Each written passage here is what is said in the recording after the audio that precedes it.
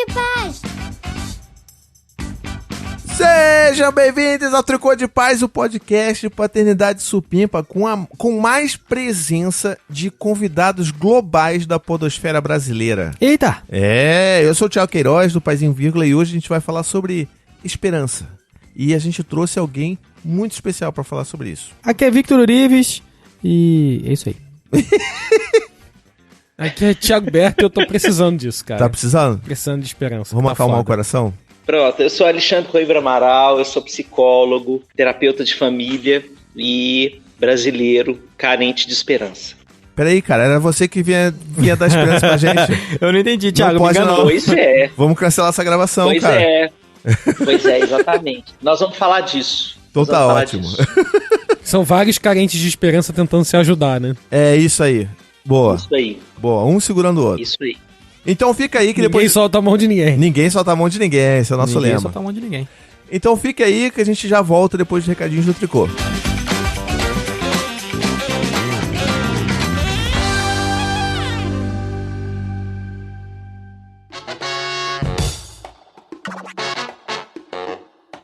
Recadinhos do Tricô.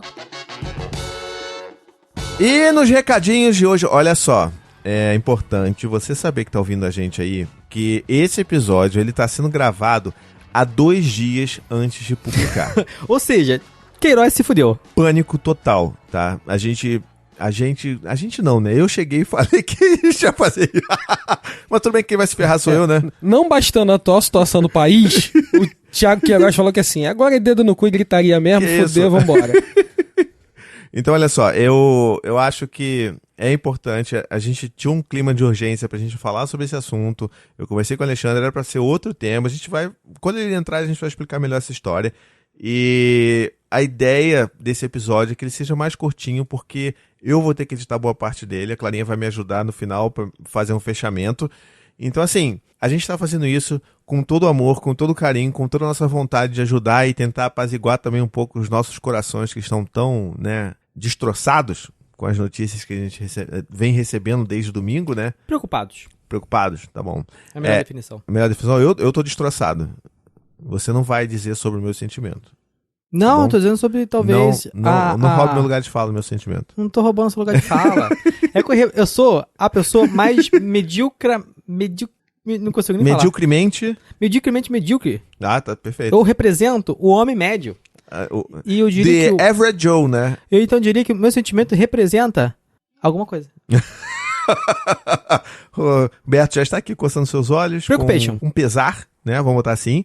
Então, assim, só pra te avisar, vão ser recadinhos super rápidos e só pra dizer que a gente tá se esforçando pra caramba aqui pra dar um conteúdo pra vocês, porque a gente acha e acredita que ele é importante nesse momento pra você, tá bom? E é sempre bom a gente lembrar que se você curte esse trabalho, se você acha bacana essa entrega que a gente faz pra vocês, todo esse esforço que a gente faz com filho pra criar e um monte de coisa, a gente ainda consegue fazer as coisas aqui pra você, pensando em apaziguar um pouco esse seu coração angustiado aí, lembre-se que você pode ajudar a gente. Então seja parte da nossa rede de apoio, seja parte das pessoas que vai divulgar esse podcast para seus amigos, quem quer que goste do assunto que a gente vai falar, e seja parte das pessoas que apoiam financeiramente esse podcast, porque são só essas pessoas que permitem que a gente continue vivo, independente, até quando a gente não sabe, né? Fazendo conteúdo gratuito, né? Gratuito, e até quando a gente não sabe, como vão desligar nossos microfones. Se depender das coisas que eu falo, meu irmão, Vai ser rápido. eu vou pagar no porão. Vai ser rápido. Eu vou pagar no porão. Então, assim, considere ajudar a gente financeiramente. A gente tem apoios a partir de R$7 mensais, com um monte de recompensa. Depois você vai lá em paizinho.com/apoiar e ajude. E se você não puder apoiar a gente financeiramente, seja uma pessoa que piramide outros ouvintes pra gente. A gente precisa desse apoio, porque tem um monte de gente agora só, escrotizando e falando coisas ruins e, sabe, destruindo e causando destruição. Vamos ser essas pessoas que vamos nos fortalecer e vamos ajudar essa palavra a ser divulgada o máximo possível. Foi quase um discurso político, né? E lembrando que não tem e-mail, mas você pode continuar mandando e-mail. Que o Vitor vai continuar não respondendo. Mas lendo. Exatamente. Pior que ele lê, eu preciso falar, ele lê mesmo porque... Eu comento. Comenta aí, gente. Não é só isso, que às vezes chega um e-mail novo, mas ele já tá marcado como lido. Ah, sim. Na caixa. Aí eu falo, opa, alguém leu. Eu vou fazer aqui Uma coisa maneira, aqui, ó. Diga. Vai mandando e-mail pra gente, vai mandando coisa, que assim que passar todo esse momento aí da Maia chegando e as coisas acontecendo e tudo mais, a gente vai fazer um programa só de e-mail. Um especial Um leitura de especial e-mails, Boa, hein? bagulho gigante com todos os e-mails Foi que a bem gente maneiro. foi coletando aqui, pegando dessa época de agora até a gente conseguir regularizar Boa, tudo. Boa, isso aí. Ótima ideia. Ué, você... Eu sou inteligente quando eu quero. O problema é querer, né? Geralmente eu nunca quero. Valeu, gente. Segue pra pauta aí.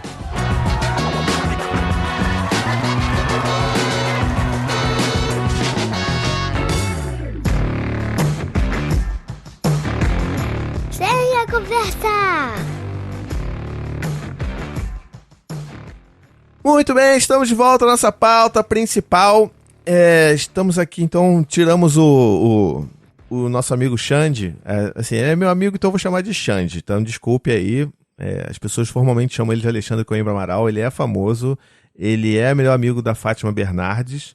É um dos psicólogos mais digital influencers do Brasil. Olha. Faz-me rir.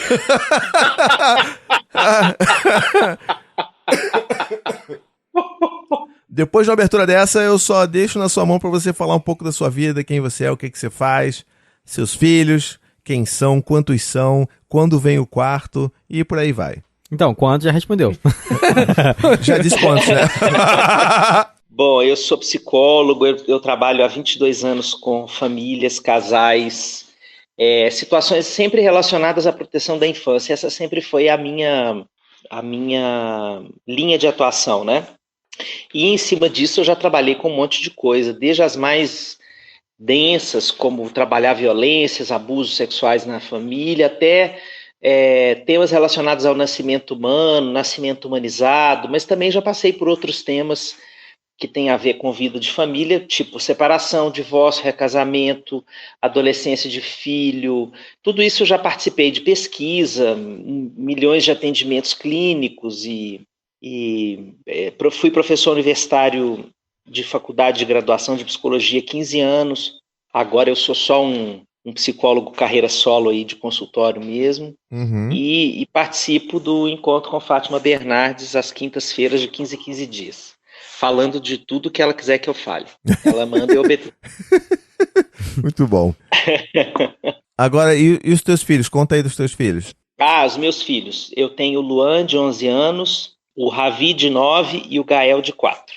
São 3 meninos maravilhosos, lindos, cheios de energia, que deixam a vida com muito mais sentido, né?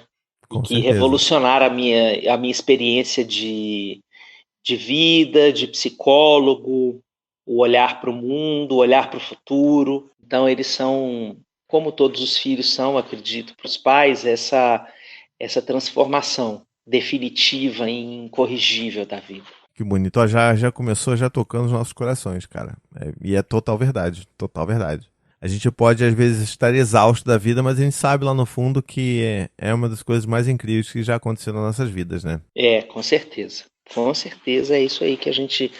É a experiência mais radical, né? É um bang jump existencial esse negócio de ser pai, porque a gente está o tempo inteiro se atirando num abismo de amor e de incerteza, porque a gente nunca sabe muito bem para onde as vidas deles vão, quem são essas pessoas que a gente está começando a conhecer, né, na infância, o que eles vão querer fazer da vida, quais vão ser os mundos que eles vão habitar e quais as nossas habilidades ou dificuldades para habitar os mundos deles, né? Então eles vêm para ensinar sempre muita coisa e mexer a gente pelas vísceras. Nossa, perfeito. Acho que é legal a gente avisar aqui para vocês que estão ouvindo a gente que o plano original desse episódio era a gente falar justamente sobre pai de 3. E o Xande vir aqui e contar um pouco dessa sua experiência maluca de como é você lidar com 3 filhos quando você já é minoria, né, dentro da sua própria casa. E ainda mais pra mim, que a Maia daqui a pouco tá chegando e a gente tá aí meio preocupado como é que vai ser essa dinâmica nova daí, né? Vai faltar a gente, né? Vai faltar mãos, né? Um corre pro lado, outro corre pro outro, e aí? Babou, o terceiro, meu irmão, entrega pra Deus. Mas a gente tá em momentos muito desesperadores, muito difíceis, e a gente combinou que a gente precisaria falar um pouco sobre isso, sobre esperança, sobre esse olhar, sobre o que a gente está vivendo hoje em dia, como que a gente pode, né, viver e se cuidar e se curar dentro desse momento que está tão complicado e é tão complexo, e como que isso também vai refletir nos nossos filhos. E não tem uma pessoa melhor para trazer, para falar sobre isso do que o Xande. Olha, obrigado, queridão. É um amor intenso da nossa família pela sua. Então, uma alegria entrar no mundo do seu tricô de paz aí.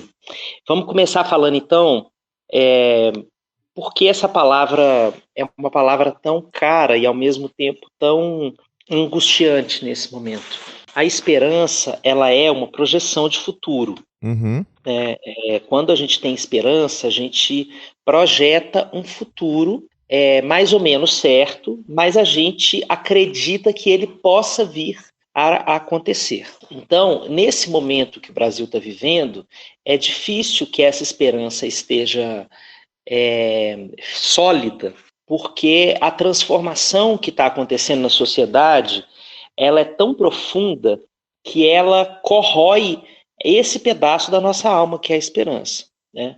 E não estamos só falando de mudança de quem vai sentar na cadeira presidencial, nós estamos falando de uma mudança de cultura brasileira.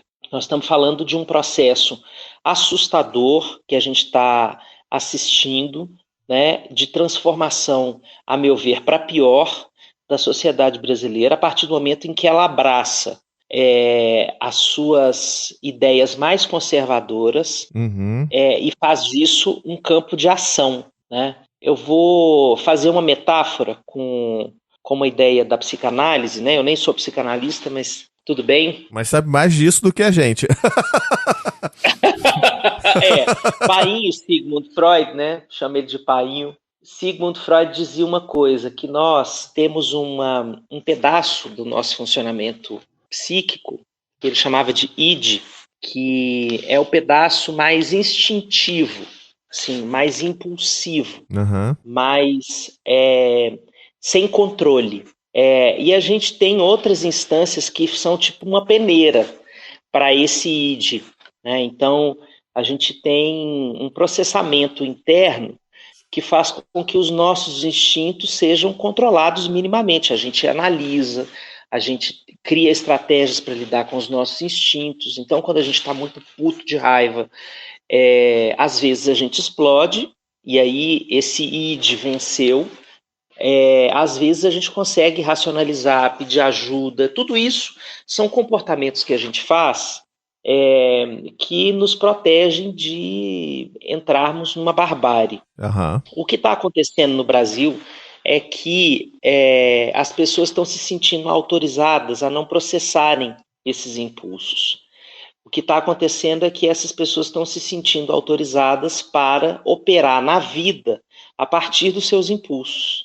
Então, o maior risco que eu sinto que a gente está correndo é desse movimento popular em que as pessoas estão dizendo que a partir do dia 1º de janeiro você pode ir se preparando porque vai ter muito mais impulsividade, muito mais agressividade, muito mais violência, e eu não estou nem aí para isso. Eu não vou me controlar. Eu sinto que a passagem do ano está significando para muita gente uma abstinência do controle. Eu não estou mais nem aí para me controlar. Então eu não preciso mais controlar as minhas palavras que eu usava antes e que me chateava porque eu tinha que ficar regulando o jeito de falar com as pessoas para não ferir suscetibilidades, para não ser muito grosseiro, para respeitar as minorias, etc. E tem um convite que me parece muito sedutor, né, dessa nova época, que é assim: vocês não precisam se controlar em nada. Esse negócio de controle é perda de liberdade, agora está todo mundo liberto para fazer o que quiser. Isso é muito sedutor, por um lado, né, porque parece um ganho de liberdade, mas é uma falsa liberdade, porque coloca a gente num cenário, como se a gente tivesse, como se o Brasil fosse um grande coliseu. É verdade, é verdade. Na verdade, isso já está acontecendo agora, né? Isso já está acontecendo agora. Então, isso para mim é o elemento que mais corrói a esperança dos brasileiros nesse momento. Que aconteceria em qualquer um dos dois cenários do segundo turno, né? Porque isso já era uma cultura que já estava aparente, que já estava acontecendo, então ela já está aí, ela está nas ruas, Sim. né? Só que agora ela está mais autorizada, ela está mais legitimada. Rolou essa validação agora, né? Exatamente. Então, a esperança, nesse momento, ela é uma característica que está bem delicada por causa disso, porque a gente não sabe como as coisas vão se desenrolar, a gente não sabe como as coisas vão acontecer. Então, a gente tem medo, e o medo, nesse caso, a gente não sabe muito bem dividir a fronteira do medo entre o medo real e o medo imaginário, sabe? Que a gente nunca viveu essa situação, então a gente não tem como ter parâmetro. Isso é que é mais desesperador. Caramba, que legal, né? Você veio aqui pra dar esperança pra gente, eu tô mais fudido da cabeça do que eu tava antes de começar a gravar. Eu não entendi se meu medo é real ou não. Eu vou continuar, eu vou melhorar. Eu prometo que a gente termina melhor, tá? Por favor. Só tô dando um cenário assim, que eu acho importante da gente falar, porque a esperança, num caso como o nosso, ela acontece pela conexão, não pela possibilidade de fazer um futuro como a gente imagina. Sim, entendi. Enquanto a gente ainda não tem essa certeza de um futuro mais solar, ou quando ele vai acontecer, ou de que forma ele vai acontecer, ou para quem ele vai acontecer e para quem ele não vai acontecer, enquanto a gente não tem nada disso, o que a gente tem é a possibilidade de conexão. Então, a esperança, ela é uma ação, não é uma coisa que nos chega. Né? Isso é uma coisa importante. Assim. É um momento em que a gente precisa se conectar com a ideia de que não dá para esperar a esperança chegar. A gente tem que construí-la.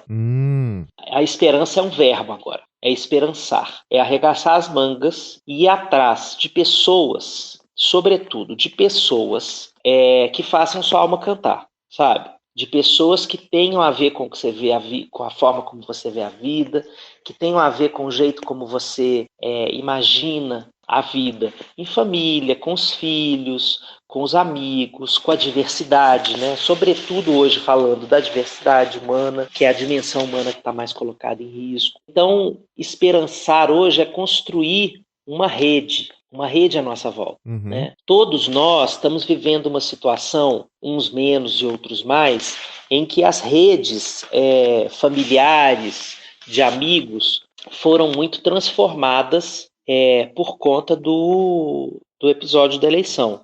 Muitas relações ficaram fraturadas, outras terminaram, né? Outras estão em suspensão. Então, no momento em que a gente se sente sem esperança, na hora que a gente olha para a nossa rede de amores, né? Pessoas amadas, se ela está esvaziada, a gente tem que preencher. E tem que preencher rápido, porque a capacidade da gente ter esperança é elemento básico da nossa saúde física e mental. Né? Quando a gente não tem condição de ter esperança sobre uma coisa que é muito importante na vida da gente, a gente adoece. Eu vi muito desse movimento entre meus amigos e pessoas perto de mim que brigaram, né, com parentes, colegas, amigos, pessoas do convívio diário. E muitas pessoas brigaram com a família. Alguns de forma mais acentuada, outros de forma mais amena, né? Mas, assim, alguns de forma muito, muito, muito séria. Eu acho que o que a gente mais tentou fazer, principalmente, eu e minha esposa, porque a gente vive numa família que nos acolhe muito bem, foi tentar acolher esses amigos. Sim. Pra eles entenderem que eles, mesmo que a família deles tenha tido essa ruptura, que eles ainda têm a família que eles escolheram, né? Que somos nós, os amigos, né? Sim. Nossa, essa sua fala é tão linda. Tem muita gente perdida aí, de verdade, né? Sim. A gente tá tentando. A sua fala é muito linda, sim. Até agora, a melhor fala do podcast. Talvez incluindo as minhas. Você tá arranjando inimigo aqui porque o Berto é o pior da mesa. Você não pode falar isso. Porque, eu olha tenho só, lampejos de genialidade. Por que a sua fala é tão maravilhosa, Thiago? Porque o que a gente tem vivido com essas rupturas familiares é a necessidade da gente igualar o conceito de família e de comunidade, sabe? A gente, sobretudo a classe média, né, média alta brasileira, constrói uma família completamente apartada da comunidade, né? A comunidade é assim, o ambiente de trabalho, os amigos da escola, né, os vizinhos, que às vezes a gente nem conhece o nome, né? Isso é uma construção bem típica da classe média.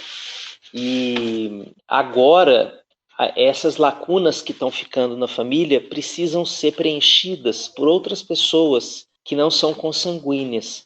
Então, para a gente conseguir que isso aconteça, a gente tem que, como se fosse, promover os nossos amigos, a nossa família, ao status de família, o status afetivo, assim. Aham. Né? A gente tem que sentir que a presença dessas pessoas na nossa vida tem tanta importância quanto dos familiares consanguíneos.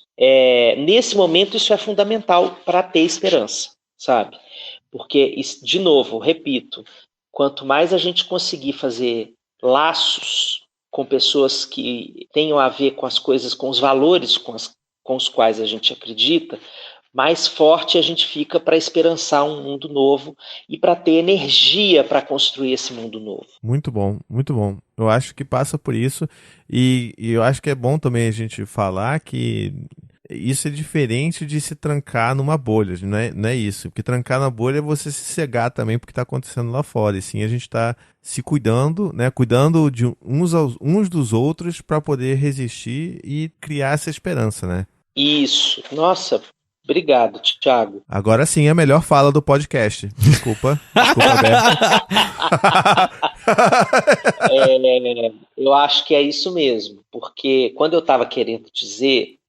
você explicou melhor o que eu estava querendo dizer, é que isso não significava excluir outras pessoas, mas aquilo que você chama dos BFFs, sabe, da família, das pessoas de afeto mais íntimo da sua vida, isso não pode estar vazio, sabe? A gente pode ter 1 zilhão de colegas, 1 zilhão de conhecidos, mas essas pessoas que são íntimas, que sustentam a gente emocionalmente, quando a gente perde isso, a gente adoece muito rapidamente, porque nós, seres humanos, nós só existimos na presença de outros significativos. Perfeito. Essa solidão absoluta, quando a gente fica esvaziado dessas pessoas, ela é uma sensação de quase morte. Sim, e são momentos em que a gente tem que entender também que, historicamente, né, assim, principalmente no meio das mídias sociais, as pessoas que vão falar coisas ruins e coisas negativas, elas sempre vão aparecer para falar essas coisas. No entanto, as pessoas que têm coisas positivas para falar, ou que até concordem com você em algum ponto ou outro, dificilmente elas vão se posicionar e, tipo, validar aquilo, ou falar, não, é isso aí, concordo com você, tamo junto e tal. Acho que é um comportamento natural que a gente tem visto aí do ser humano nas mídias sociais. Não sei se historicamente é assim, mas ultimamente é o que eu tenho visto. E uma das coisas que eu acho que vale muito a pena a gente também exercitar é interagir com essas outras pessoas, mesmo que não sejam, sabe, o nosso clubinho, o nosso BFF. Você viu alguém, por exemplo, sei lá, que é amigo de Facebook, mas você nunca trocou uma palavra com aquela pessoa na real. E ela posta alguma coisa que você concorda e que ela tá criticando, que ela tá, sei lá, denunciando alguma coisa. Se você tá ali, se você tem essa disponibilidade, vai lá e comenta, vai lá e fala, poxa, é isso aí, cara, tamo junto, concordo com você, vamos nessa e tal. Porque eu acho que, mesmo fora desses círculos mais íntimos, a gente tem uma força de se carregar também, né? Sim, sem dúvida. Isso que você falou é a estratégia mais básica de sobrevivência nesse momento. Uhum. Você se abrir para o novo, né? E uma coisa que eu sinto que tem acontecido, que me dá muita esperança no humano nesse momento, é que eu estou sentindo as pessoas mais abertas para o afeto presencial, genuíno, sabe? Uhum.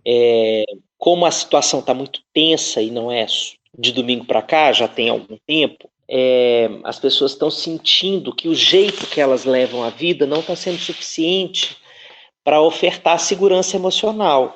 Então as pessoas estão precisando de mais abraço, de mais beijo, de mais colo, de mais conversa, de mais olho no olho, o que para a nossa época, em que a gente virtualizou tantas coisas, me parece um ganho maravilhoso, sabe? Uma volta muito bem-vinda a tempos em que a gente dedicava mais tempo para essas interações presenciais. Verdade, Sabe? verdade. E isso tem me parecido uma coisa nova. Vai acontecer muita coisa boa dessa história. Agora, isso vai precisar ser construído. E tem um trabalho envolvido, né? Tem que ter um trabalho aí. Tem um trabalho envolvido. É verdade.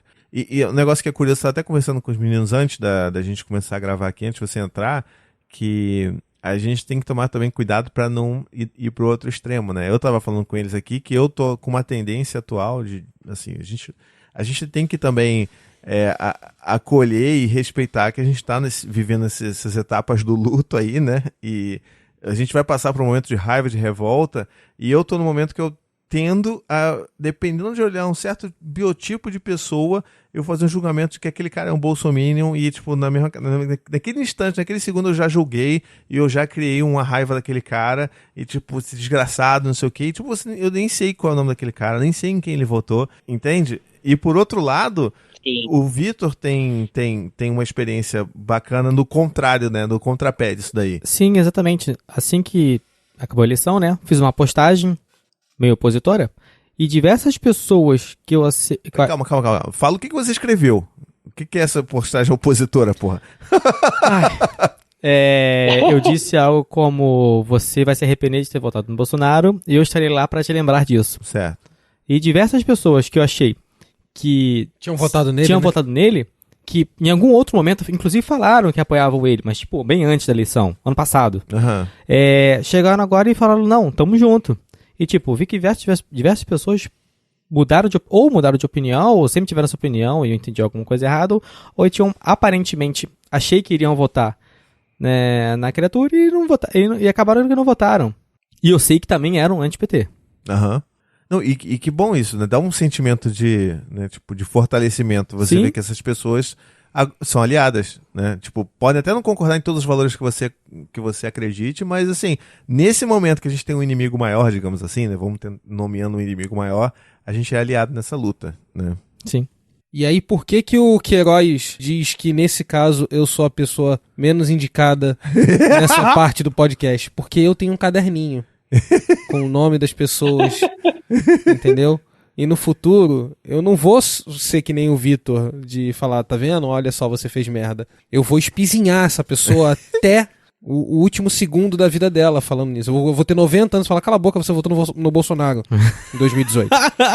Pois é, eu acho que isso que você está falando, isso é uma preocupação que vai aparecer em fases posteriores da história, da nossa história com as pessoas. Porque, por enquanto, a gente ainda estava no campo das ideias, né? A partir de agora, vão acontecer as decisões de como ele vai lidar com todo esse movimento social que a gente está vendo aí, que a gente estava falando agora há pouco, dessa ira, né? Contra esses grupos. A partir do momento em que essas coisas começarem a acontecer, e já começaram algumas delas, mesmo antes da posse, isso tem uma reverberação imediata em como a gente vai se sentir em relação às pessoas que apoiaram esse projeto de poder. Porque isso vai determinar uma forma de uma construção de uma realidade. Quais foram as pessoas que contribuíram para construir essa realidade na qual eu estou inserido agora. E nessa circunstância, o mais delicado dessa história é que a gente não está falando de opiniões políticas, né? A gente está falando de uma coisa muito grave, muito séria, muito triste, que é o direito à existência, né? Esse projeto de poder questiona o direito à existência de algumas pessoas de forma aberta, como se isso não fosse um absurdo. Então, o que está em jogo, e é por isso que uma resistência organizada precisa se fazer nesse momento, é a existência de muita gente. A existência dessas pessoas está ameaçada. Não tem a ver com você ser liberal na economia e ser a favor da privatização ou da estatização da economia. Não tem mais a ver com se você é a favor ou não dos projetos suplementares de renda, como Bolsa Família. Não tem a ver com isso. Tem a ver se você sustenta como cultura, como sociedade, um potencial genocídio. Sim. Autorizado pelo poder supremo dessa nação. Então, isso é muito delicado. Isso transforma, e por isso a gente tem tido esse nível de dissenso na sociedade, né? Por isso essas fraturas das relações. Talvez um pedaço das pessoas vá ter noção dessa realidade mais para frente.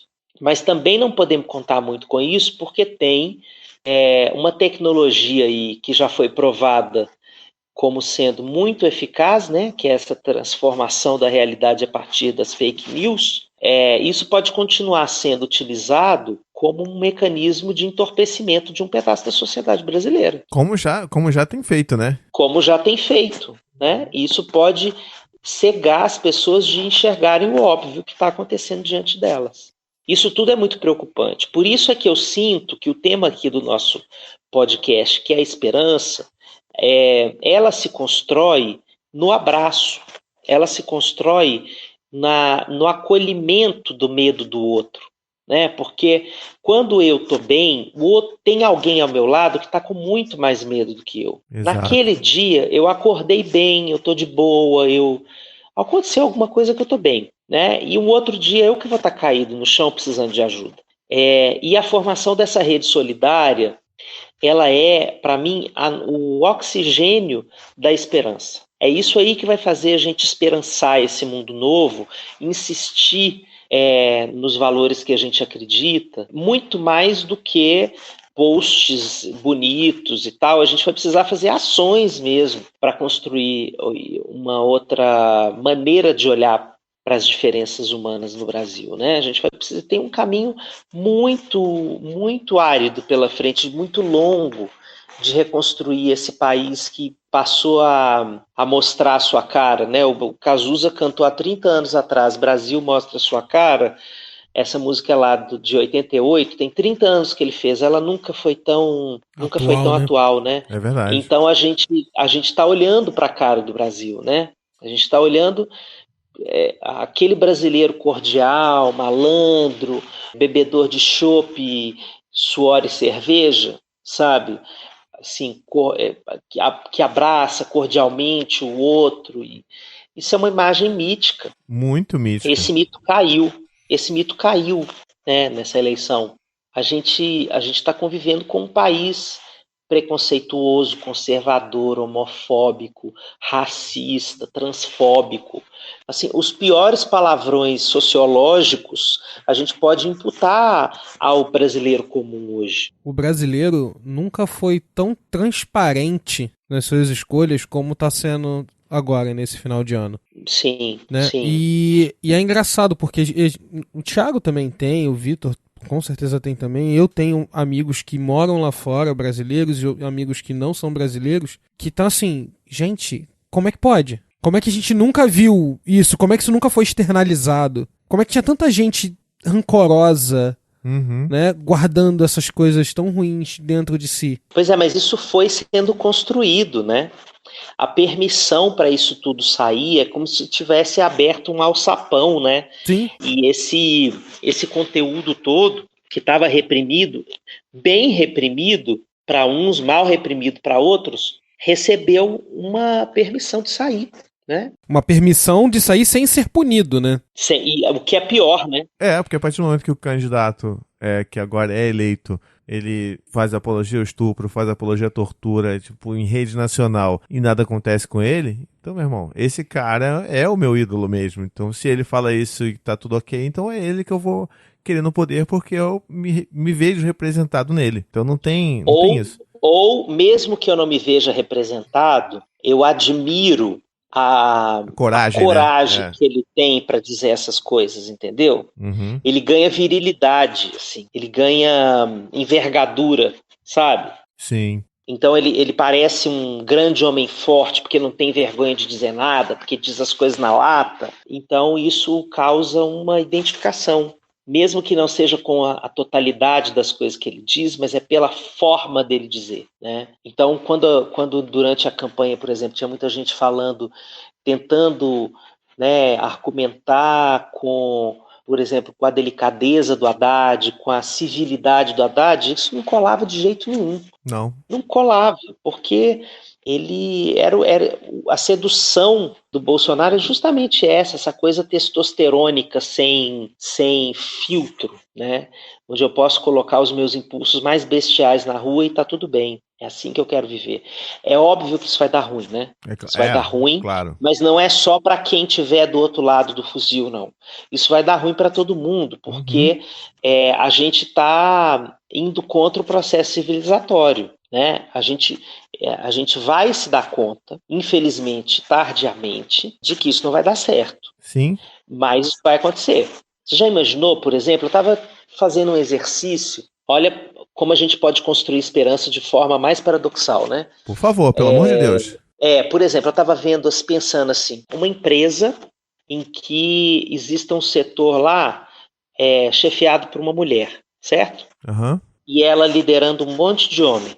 E ela tem alguma atitude lá com um dos subordinados dela que o cara não curta, não entenda, acha que foi injusto, ou sei lá o quê.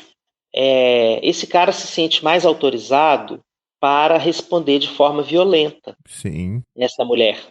Então vai começar a dar ruim em todos os contextos. Não é só na rua com as minorias que a gente sofre tanto de imaginar essas pessoas vivendo essas cenas horrorosas, mas em todos os contextos sociais isso vai acontecer, sabe?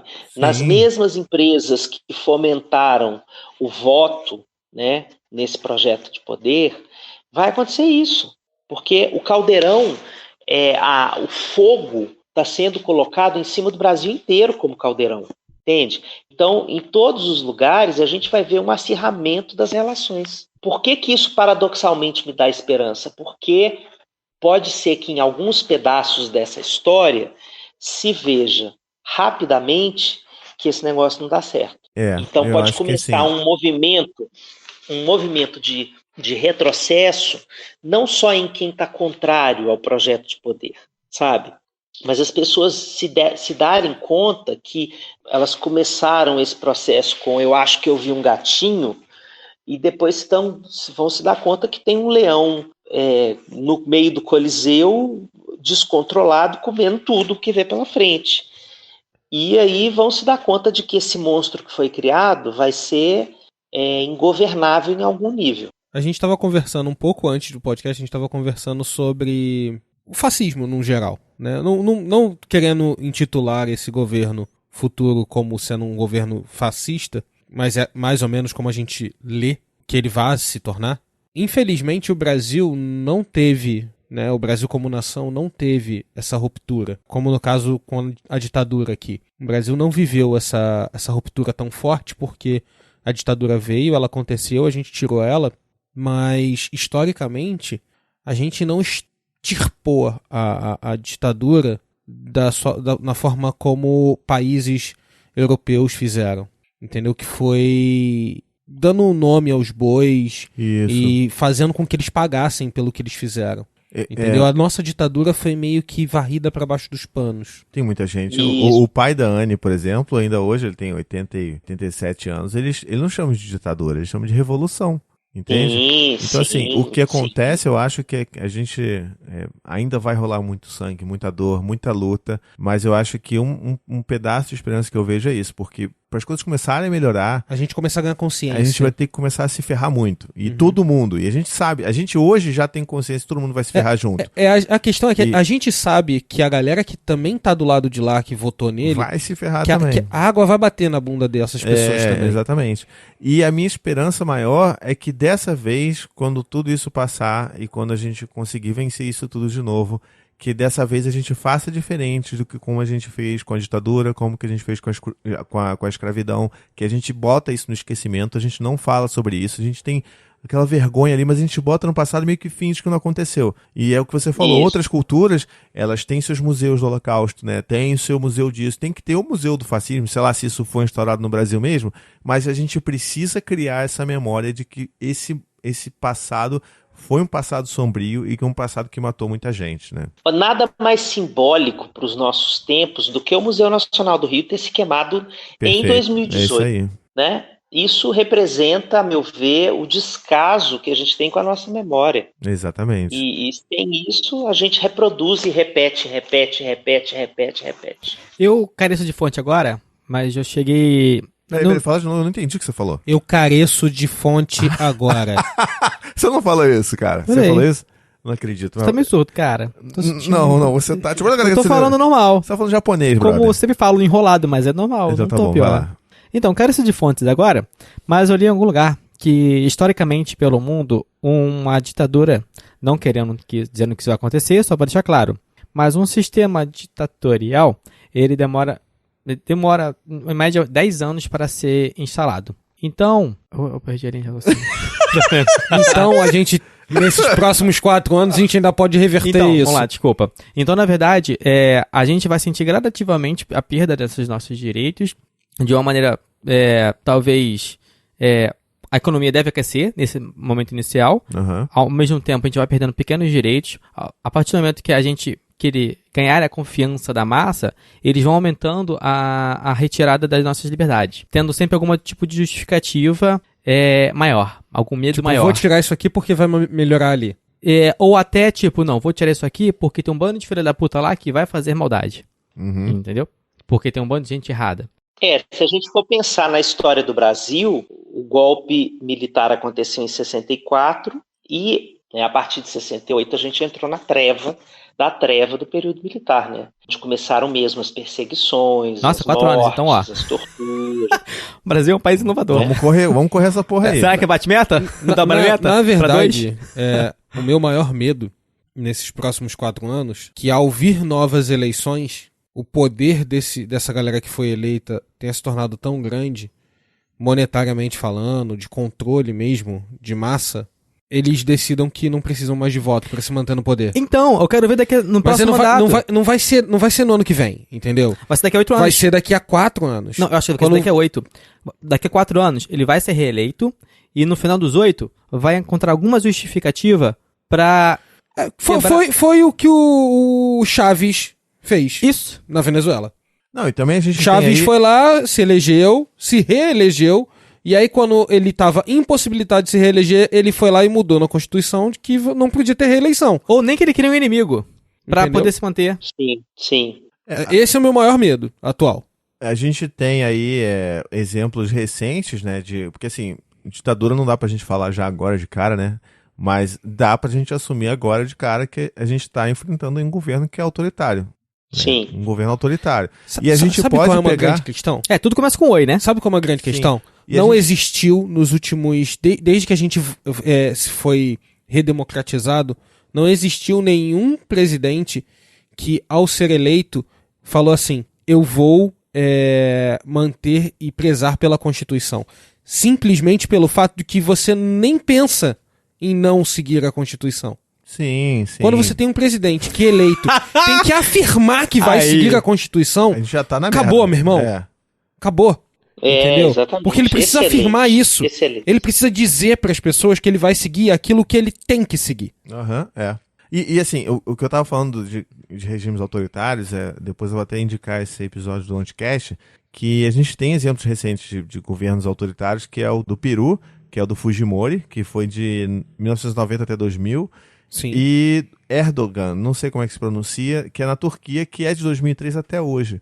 E a gente vê o que eles fazem, é exatamente isso. O cara vai lá, altera a Constituição, e ele pode ser reeleito pra sempre, vai ficar ali pra sempre, e vai fazer tudo até dar uma grande merda, e o cara foge e, pede... Asilo político? Não pede asilo político, ele entrega o carro, como é que fala? Renuncia. Entendeu? Então, assim, essa é a história que a gente provavelmente vai ver, e eu acho que o primeiro sinal, vou até tentar dar de mandinar aqui, eu acho que o primeiro sinal de que as pessoas vão começar a se ligar de que a coisa vai dar merda, vai ser a partir do momento que as pessoas que votaram, inclusive, no Bolsonaro, quiserem tirar ele do poder. Porque hoje eu já ouvi de várias pessoas que votaram no Bolsonaro... Caraca, que é fácil tirar ele. Um discurso muito assim, tô muito tranquilo, não. Se o cara se a ele gente fizer tira besteira, ele. a gente tira ele. Eu A tenho gente aqui, tirou ó. a Dilma. Então, assim, existe uma visão muito inocente de que a gente... primeiro, foi o povo que tirou a Dilma do poder, que tipo, isso não aconteceu.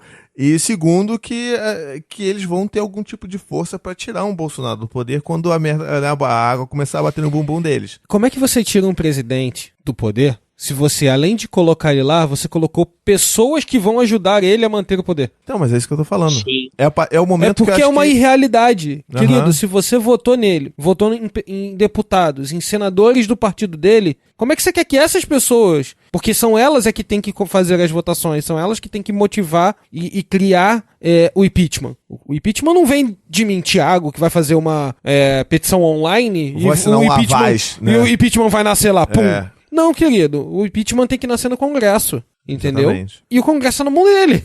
Exatamente. Então, assim, não existe essa possibilidade. Eu acho que esse vai ser talvez o primeiro momento que as pessoas vão perceber que eu acho que fudeu pra gente. Acho que a gente fez merda.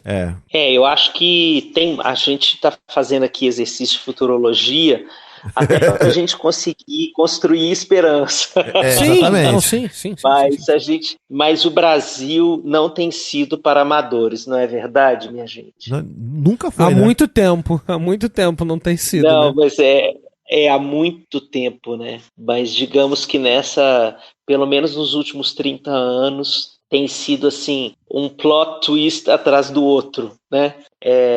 Na construção desse roteiro improvável chamado Brasil. House of Cards não é nada perto da gente. É assim, Não a é gente nada, viveu 30 anos House of muito Cards difíceis. House of Cards é Chaves. É Chaves o mexicano, não os Chaves, Hugo. Sabe, a gente viveu 30 anos muito difíceis, com alguns anos de melhora inesperada até. Mas agora tá difícil. Tá, assim, na minha cabeça, era mais fácil rolar um Walking Dead no bagulho do que as coisas melhorarem. Solta logo os zumbis nessa porra, entendeu? Que aí fica mais fácil. Já vai estar todo mundo armado mesmo, né? Já vai estar todo mundo armado, solta o zumbi que já fica mais fácil. Galera se resolve. Pois é, minha gente. Por isso é que eu falo, pensando do ponto de vista emocional, né, de cada um de nós, autocuidado tem a ver com esperança também, viu? Perfeito.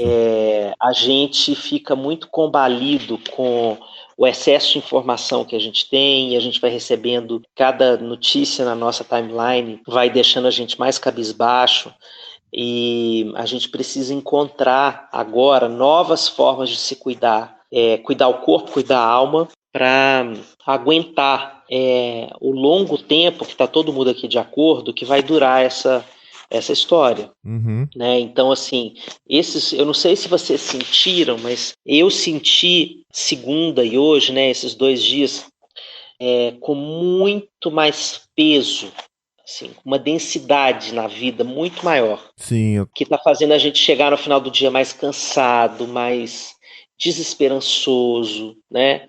Às vezes mais irritado, o que compromete também as nossas relações mais íntimas, né? Já que aqui a gente está falando de um podcast de pais, isso também tem a ver com a nossa paternidade, né? Com certeza. Como a gente vai conseguir se cuidar para estar minimamente bom da cabeça, para dar conta daquele momento em que a criança continua sendo criança, independentemente do que está acontecendo no cenário nacional, e vai chorar na porta, sei lá de onde, querendo sei lá o quê. E a gente precisa estar bem para lidar com essa situação. Mas a gente não consegue isso sendo os mesmos que a gente tem sido até a semana passada. Isso é impossível. A gente tem que virar esse jogo a partir do autocuidado, inventando formas alternativas e novas de se cuidar, porque senão a gente não vai aguentar.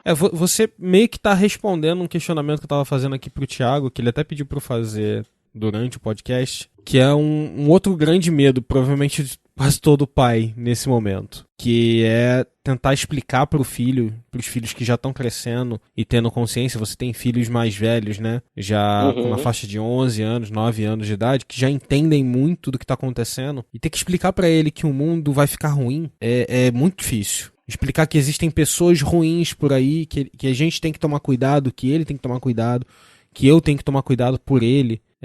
É muito pesado. Isso é uma coisa difícil, mas tem outra coisa que me parece mais difícil, que é explicar para ele que um pedaço das pessoas que ele ama contribui para isso. Isso é muito duro. Não precisava dessa pedrada, Alexandre, porra. Isso é pesado. Mas mas isso é parte. Faz Isso sim. é parte, porque eles vão questionar. Se nós estamos criando os nossos filhos com liberdade de expressão, com liberdade de vivência das emoções, eles vão fazer lé concré em algum momento e perguntar sobre as pessoas do entorno nosso que estão fazendo parte disso, né? Então, essa é uma parte avassaladora desse processo, né, de como cuidar das crianças. Vou falar um pouquinho disso, então. Primeira coisa, gente, a gente não pode confundir sinceridade com desproteção à infância. Perfeito. A gente não pode confundir essas duas coisas. A gente tem como ser sincero e honesto protegendo a criança. Isso tem a ver com construir uma narrativa da história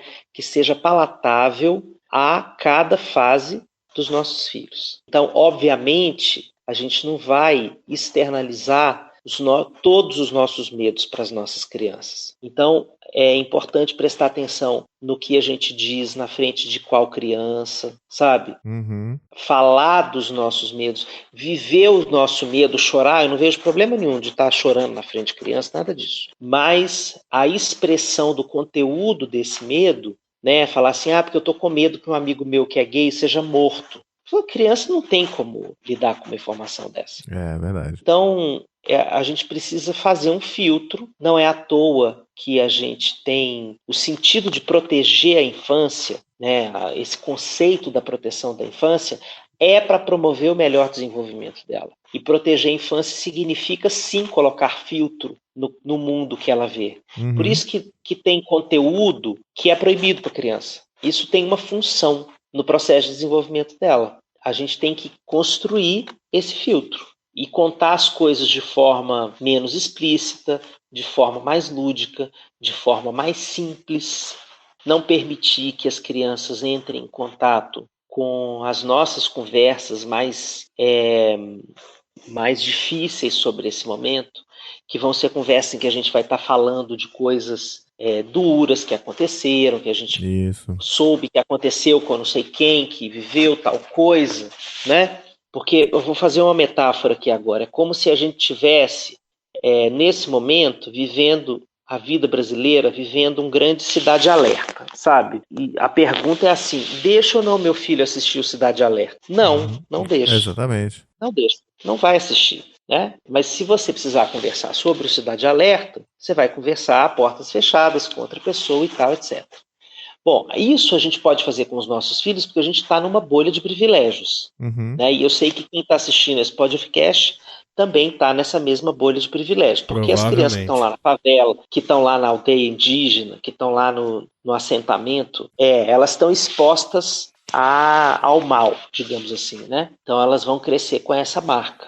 Mas e depois a gente vai ter que cuidar dessas crianças transformadas em adultos de alguma forma na sociedade, né? Uhum. Mas o que é importante nesse momento, quando a gente pensa nos nossos filhos, é construir esse filtro, né? A gente não precisa mentir, a gente não precisa construir um mundo de fantasia, né? Mas a gente pode sim dizer até onde é possível. Não é só para uma determinada fase do desenvolvimento, tem a ver com quem é o nosso filho. Porque cada um dos nossos filhos a gente conhece bem e sabe até onde eles aguentam. Nossa, perfeito. É difícil complementar uma coisa tão importante que você falou. Acho que o episódio devia ser só essa fala sua, pra todo mundo espalhar essa fala no WhatsApp, virar um áudio de zap, todo mundo espalhar. Porque é muito real, sabe? A gente tem que entender, e é ok a gente entender que nós estamos feridos, nós estamos desesperados, nós estamos muitas vezes adoecidos psicologicamente por causa de todo esse contexto que a gente vive, mas no fim do dia a gente ainda é o filtro da visão do mundo para os nossos filhos. É uma responsabilidade, infelizmente, que a gente tem, que ela não vai embora, independente do que está acontecendo ao nosso redor.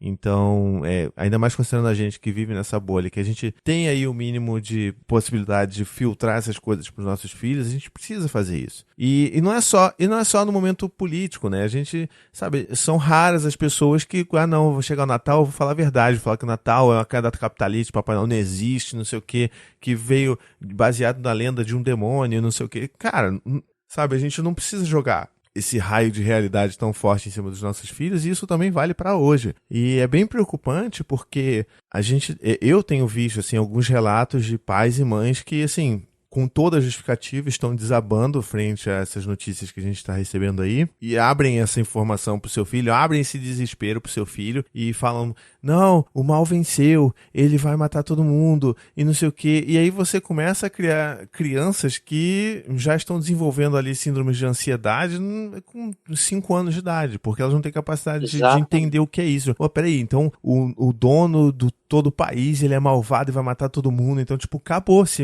a minha figura de referência, meu pai e minha mãe estão abalados desse jeito, então pra mim acabou tudo, né? Acaba todo esse senso de segurança daquela criança na vida. Exatamente. Maravilhoso.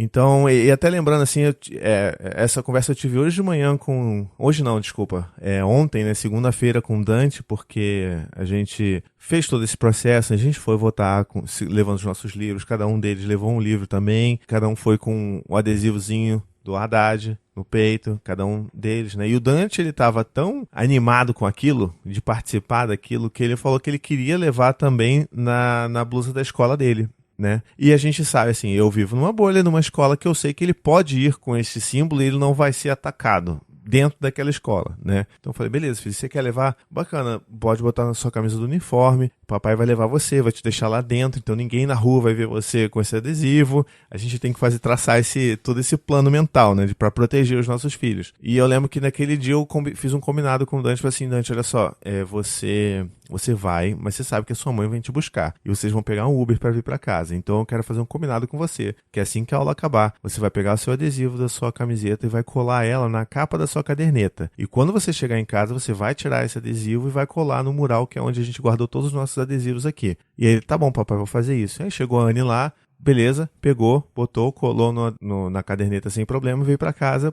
E por que isso? É porque eu tô sendo paranoico? Não. Porque existe uma chance grande do motorista do Uber ser um bolsominion e o cara surtar quando vê uma criança usando aquele negócio, entendeu? E fazer alguma besteira com os meus filhos. Então, assim, a gente tem que pensar nessas coisas. Eu sei que é pesado, é mais uma carga pra gente, mas a gente precisa fazer isso e precisa ter essas conversas. Então, tipo, quando eu tava levando eles pra escola, eu cheguei e falei assim, filho, olha só, você vai levar, mas você precisa saber que esse moço que a gente votou para ser o presidente do Brasil, ele perdeu. Assim, não foi a maioria das pessoas que votou nele, votou em outra pessoa, tudo mais. E eu comecei a perceber a preocupação dele chegando, aumentando. E ele falando assim, mas papai, mas e esse outro, ele é bom? Ele é mau? Aí eu, não, filho, mas você não votou nele porque ele é mau? Eu falei assim, não, filho, olha, esse outro que ganhou foi porque outras pessoas preferiram colocar ele como presidente. O papai e a mamãe preferem esse outro candidato que a gente votou. Aí ele ficava de novo batendo, não, mas ele é bom, ele é mau?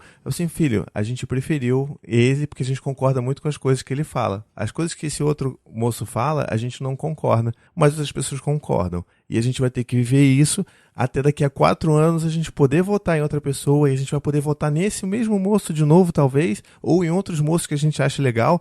E aí as coisas vão continuar assim, porque é assim, sempre vai mudar, não é pra sempre que ele vai ficar. É claro que a gente vive uma ameaça de ditadura aí, mas eu não preciso explicar o que é uma ditadura militar para meus filhos, entendeu? Então eu acho que a gente vai contando, mas até, como o Xande falou, até onde a gente sente que ele consegue chegar e absorver. Porque a gente sabe, melhor do que qualquer um, até onde nossos filhos podem ir, né? Exatamente. A sua fala foi linda. Eu quero salientar uma coisa. Quando você pediu para ele tirar o adesivo e colocar na capa da caderneta, você não explicou por quê. Você simplesmente fez um pedido, como qualquer outro que você faça. Na hora que você terminar de brincar seu brinquedo, nós vamos juntar ele e colocar na caixa. Tudo bem? Tudo bem. Foi mais ou menos seguir o mesmo tom. Isso. Então, você veja que ele não teve necessidade de perguntar por quê. Então, você normalizou essa ação e fez com que ele se sentisse seguro simplesmente para segui-la como um pedido seu. Exatamente. E eu acho que é por aí. Bem, acho que podemos encerrar a pauta, hein? Vocês têm mais alguma coisa para perguntar pro Xande? Aproveita que ele tá aí, disponível. Não? Não, tá mais do que ele falou, das lentezas que ele falou e das coisas que ele nos ajudou, tá perfeito, tá ótimo. Tá 10. Continuamos. Espero que eu esteja delirando e que eu seja um lunático. Essa é a nossa esperança. A nossa esperança é que tudo que a gente tá imaginando seja, na verdade, uma grande chapação de orégano. Eu quero ser maluco, entendeu? Eu quero nesse momento estar drogado. Que eles pensando estejam nisso. realmente certos, né? Que a gente não tem motivo pra se preocupar. Tudo que eu quero é que isso seja um ácido que tá muito estragado. Ó, e a minha esperança é que eu possa voltar em outro momento pra gente conversar de outras coisas mais leves, mais amenas, mesmo que as coisas estejam mais duras, mas que a gente já esteja mais preparado para elas, a gente já tenha aprendido um pouco mais como lidar com isso, e isso permita com que a gente vá para outros assuntos mais felizes, né? Que a gente não precisa ficar falando disso o tempo inteiro. Mas certeza que você volta pra falar de coisa boa. Com certeza. Pra falar de Top Term.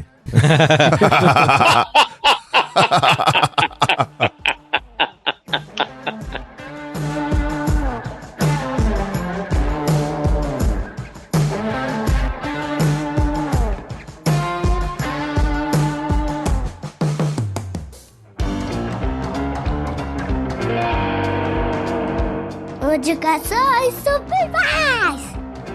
Muito bem! Estamos aqui nas nossas indicações supimpas. E eu queria abrir as minhas indicações aqui, indicando um podcast, um episódio que eu falei durante a pauta, que é o Anticast número 362, Autoritarismo Democrático, Fujimori e Erdogan, que é o que eu falei, são dos dois regimes recentes aí de autoritarismo eleitos democraticamente, como a gente está vendo acontecer aqui nesse exato momento. E é bom a gente ouvir isso daqui porque o Ivan Mizanzuki, né, que é o host desse podcast, ele chamou duas brasileiras que estão morando, uma no Peru e outra na Turquia, para falar sobre como elas viram isso acontecendo e como que elas viram os impactos na sociedade a partir desses regimes, né, autoritários. Enfim, tem essa indicação e tem uma outra indicação que eu já fiz na outra vez que a gente falou sobre política aqui, que é o YouTube da Débora Baldinho. Eu já falei dela no episódio que a gente falou sobre política aqui, e assim, é uma das pessoas que a gente precisa ouvir, que a gente precisa... É uma daquelas pessoas que dão esperança pra gente também de ouvir, tá? E eu quero indicar um vídeo que ela fez recentemente, que se chama A Vida Segue e a Luta Também. E ela tá falando... É um vídeo que ela fez antes da eleição do Bolsonaro, né? Antes de ser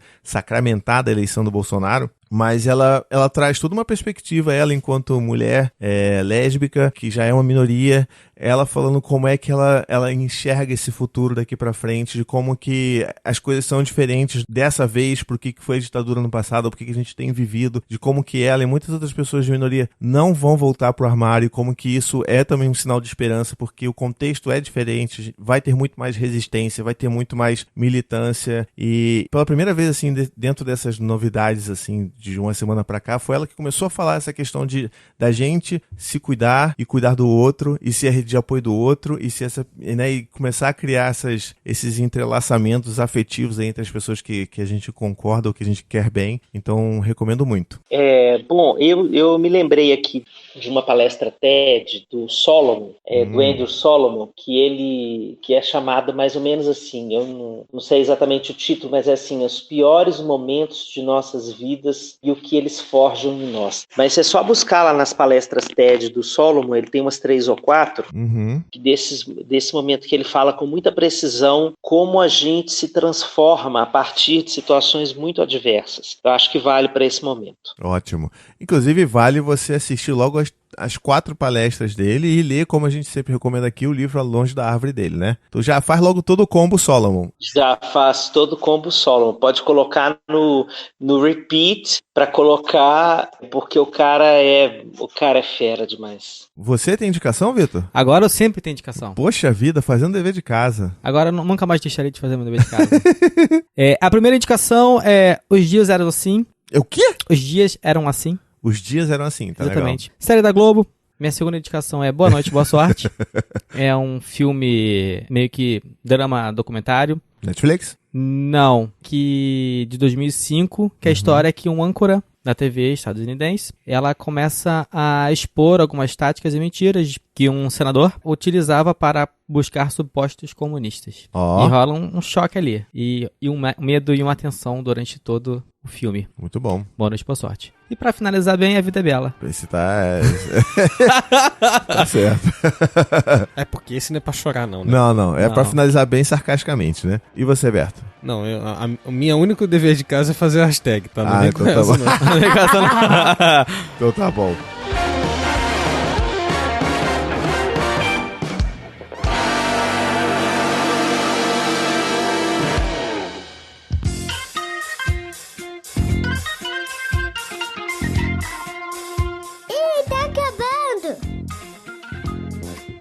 Estamos chegando a mais um fim de programa. Espero que você tenha gostado. Desculpa por esse programa ter sido tão curtinho. É pra gente conseguir entregar ele a tempo, com 2 dias virando noite pra editar. Então é isso daí que a gente tem pra oferecer, mas que foi feito de muito coração, muito bom grado, não é verdade? Então o momento pede uma hashtag lacradora, Berto. Qual é a hashtag? Eu não sei se eu consigo, mas a primeira hashtag pode ser que assim, hashtag em tempos sombrios a esperança. Boa, ótimo. E a segunda eu quero colocar porque muita gente colocou e eu achei fantástico, que é hashtag ninguém solta a mão de ninguém. Perfeito, nossa. Lindo.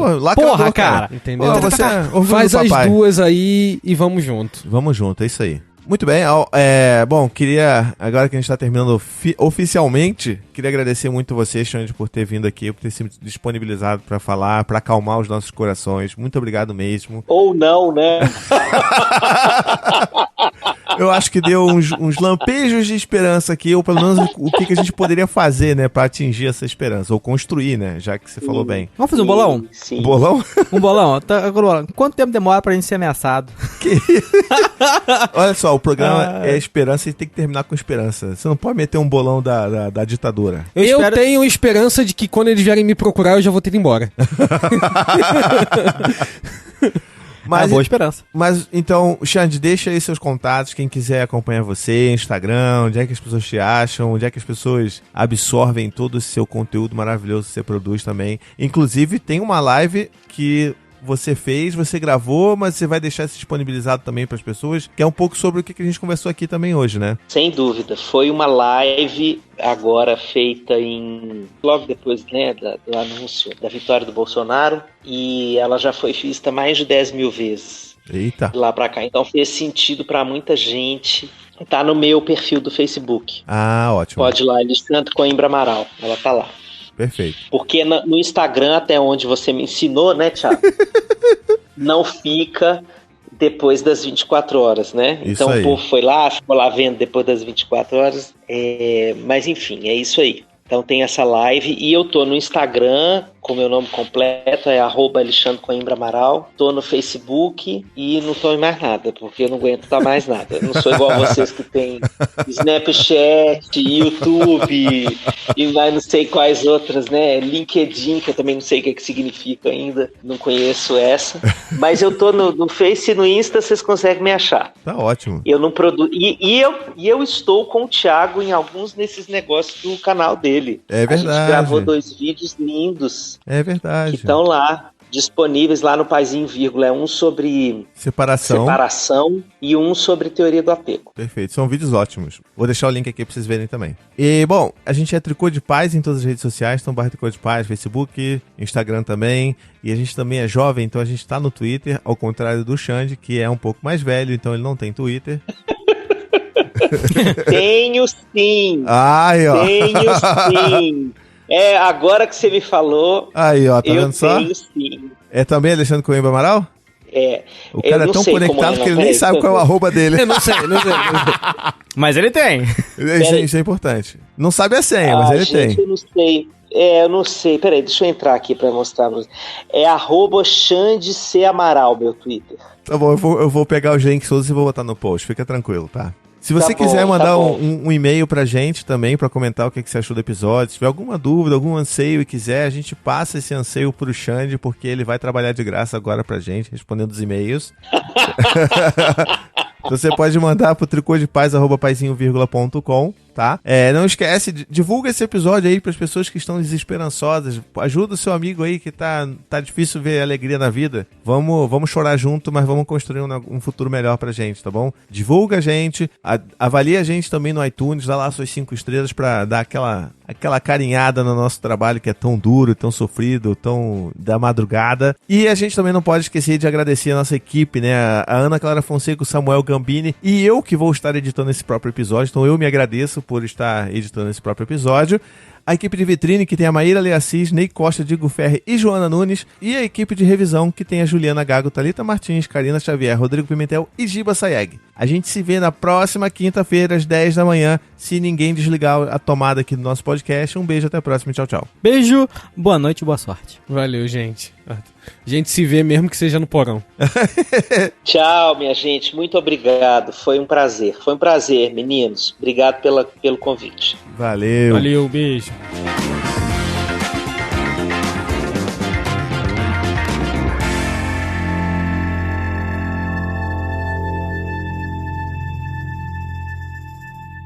Esse podcast faz parte da família Paizinho Vírgula de Podcast. Para mais textos, vídeos e podcasts, visite lá o paizinho.com.